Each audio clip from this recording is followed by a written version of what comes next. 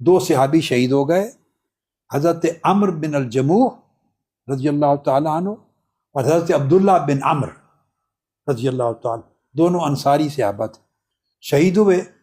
تو حالات اس طرح کے تھے ایمرجنسی کے کہ ایک ہی قبر میں دونوں کو دفن کر دیا، ایک ہی قبر میں دونوں کو دفن کر دیا، قبر ہو گئی۔ احد کے غزوہ کے اس دن کے 46 سال کے بعد، یہ حدیث بتا رہا ہوں صحیح موطا امام مالک، کتنے سال؟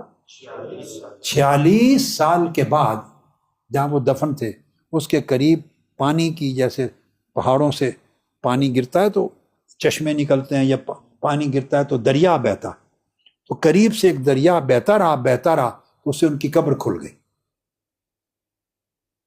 کتنے سال بعد؟ 46 سال بعد۔ اب یہ قصہ کہانی نہیں ہے، یہ موطا امام مالک کی حدیث صحیح ہے۔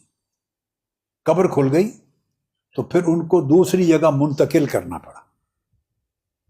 جب کھلی تو دونوں کو منتقل کرنے لگے تو ان میں ایک صحابی جب شہید ہوئے تھے تو زخم آیا تھا، تو وفات سے پہلے انہوں نے اپنا ہاتھ، زخم سے خون بہنے لگا، خون کو روکنے کے لیے اپنا ہاتھ زخم پہ رکھ لیا تھا، تو ان کا ہاتھ زخم پہ تھا، روکنے کے لیے خون نہ بہے، اسی لمحے یا اسی کیفیت میں روح پرواز کر گئی، شہید ہو گئے۔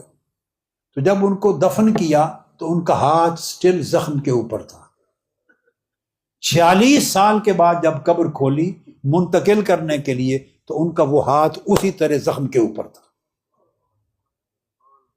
اور اس طرح تر و تازہ تھے ان کے جسم کہ امام مالک نے حدیث پاک روایت کی ہے کہ لگتا تھا آج کل ہی شہید ہوئے۔ پھر اس پروسیس میں ان کا ہاتھ ہٹا دیا، وہاں سے منتقل کرنا تھا نا، ہٹایا تو خون پھر بہنے لگ گئے۔ اب جو مر جائے میت، اس کا خون 46 سال تو کیا گھنٹہ بعد بھی چلتا ہے؟